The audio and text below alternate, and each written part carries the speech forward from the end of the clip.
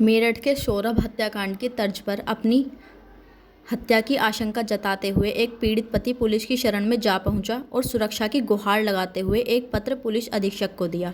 Police अधीक्षक ने प्रकरण की जांच सीओ सिटी हापुड़ को दी है। हापुड़ के मोहल्ला गांधी विहार के रहने वाले पीड़ित पति ने बताया कि उसकी शादी 4 फरवरी 2012 को थाना सिंभावली क्षेत्र के एक गांव की युवती से हुई थी।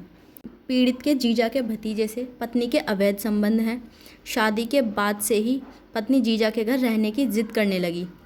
पीड़ित ने मना किया तो पत्नी ने उसे प्रताड़ित करना शुरू कर दिया। शादी के बाद पत्नी ने 3 बच्चों को जन्म दिया, मगर बार बार वह सिर्फ जीजा के घर रहने की जिद करती चली आ रही है। पत्नी ने पीड़ित के खिलाफ महिला थाने में शिकायती पत्र देकर अलग रहने की मांग की थी। समाज के लोगों के कहने पर महिला थाने में समझौता हुआ, जिसके बाद पत्नी पीड़ित के साथ रहने लगी। इसके बाद भी पत्नी ने उसे प्रताड़ित करना बंद नहीं किया।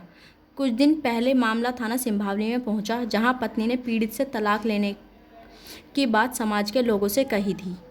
अंदेशा है कि प्रेमी के साथ रहने के लिए पत्नी पीड़ित की हत्या कर सकती है। एसपी ने मामले में सीओ सिटी को जांच सौंपी है। जांच के बाद कार्रवाई की जाएगी। ना मनोज है सर, मेरे शादी को 12 साल हो चुकी हैं और मेरी वाइफ मेरे से हमेशा जिद करती थी अब घर जाने के लिए। मैं उसके घर जाने के लिए मना करता था क्योंकि उसका गलत था वो, ठीक है, उसकी तरफ वो गलत नज़र से देखता था वो, तो हमेशा वो उसी की तरफदारी करते हुए मेरे से हमेशा जाने के लिए जिद करती थी।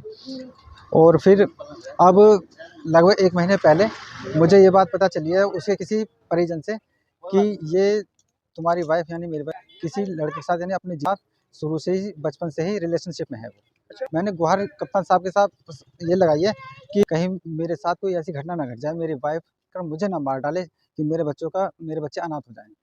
कप्तान साहब ने कहा है कि ठीक है, देखते हैं, बुलाते हैं, उससे काउंसलिंग कराते हैं।